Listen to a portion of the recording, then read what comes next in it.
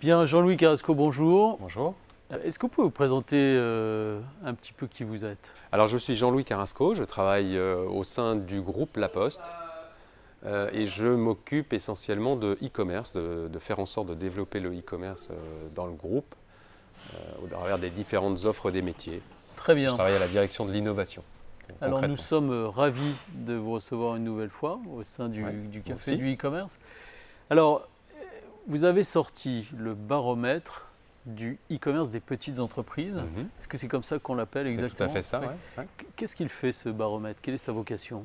Alors ce baromètre que nous avons construit avec l'organisme Opinionway et en association avec Price Minister vise à mesurer l'activité multicanale Internet et e-commerce des petites entreprises du commerce et de l'industrie. Donc c'est à peu près 865 000 entreprises de 1 à 50 employés, voilà, à qui nous posons toute une série de questions sur leur taux d'équipement en Internet, e-commerce, leurs activités marchandes ou pas. Alors vous avez fait déjà un premier baromètre identique l'année dernière, à peu près à la même époque. Ouais. Vous en sortez un deuxième. Qu'est-ce qui vous a poussé en fait à décider de faire une deuxième étude?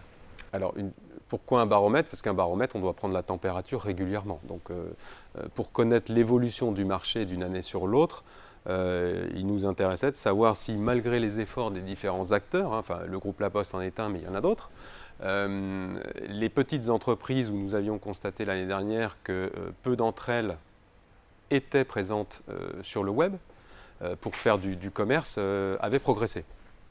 Et donc, il nous intéressait de savoir cette année quel était l'état de l'art.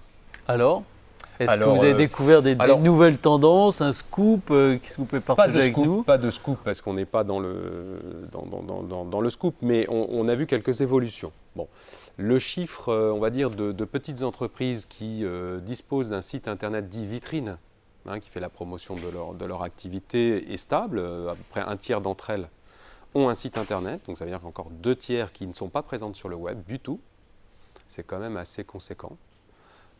Quand on sait que aujourd'hui, plus de 50% des achats physiques dans un magasin, le client a d'abord consulté sur Internet pour voir quelles étaient leurs offres. Donc c'est un peu inquiétant, je dirais, à ce niveau-là, en termes de maturité. Et par contre, cette année, il y a une progression des entreprises qui ont créé leur site marchand pour faire de la vente en ligne, qui est passée de 7% l'année dernière à 9% cette année. Donc ce n'est pas non plus une explosion, mais il y a quand même une plus forte évolution que dans les sites vitrines. Donc, alors effectivement, on remarque, ça interpelle ça, ces chiffres.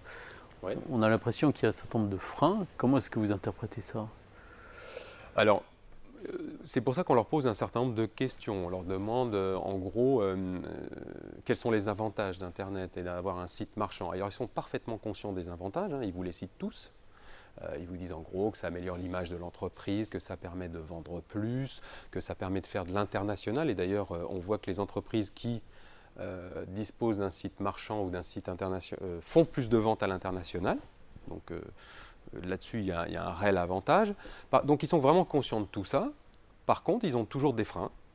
Ils pensent que c'est cher, alors qu'aujourd'hui, avec des solutions comme celle de la box e-commerce du groupe La Poste, on va dire pour quelques dizaines d'euros par mois, on dispose d'outils parfaitement simples pour créer son site. Ils pensent que c'est compliqué. Ils pensent que ce n'est pas pour eux.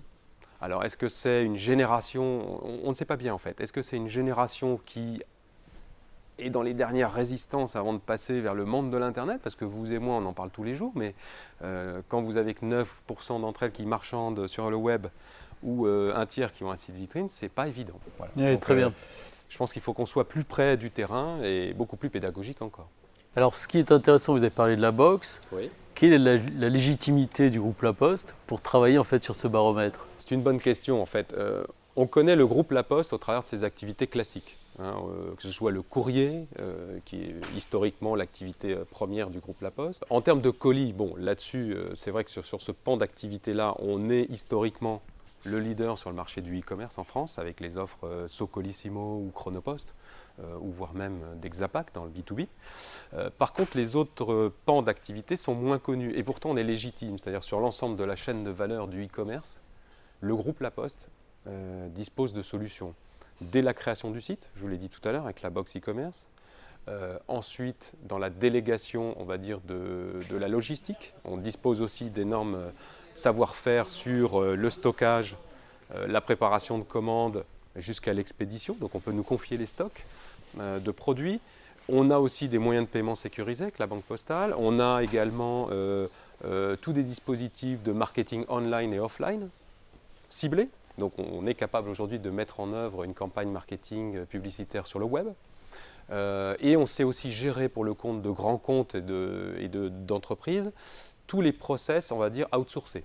Que ce soit la facturation, délégué. Et donc le e-commerce en fait partie aussi sur l'ensemble de cette chaîne de valeur. Et ce qu'on se proposera de faire dans les temps prochains, c'est d'assembler toutes ces offres pour permettre à des grands groupes de nous confier l'ensemble de l'activité e-commerce.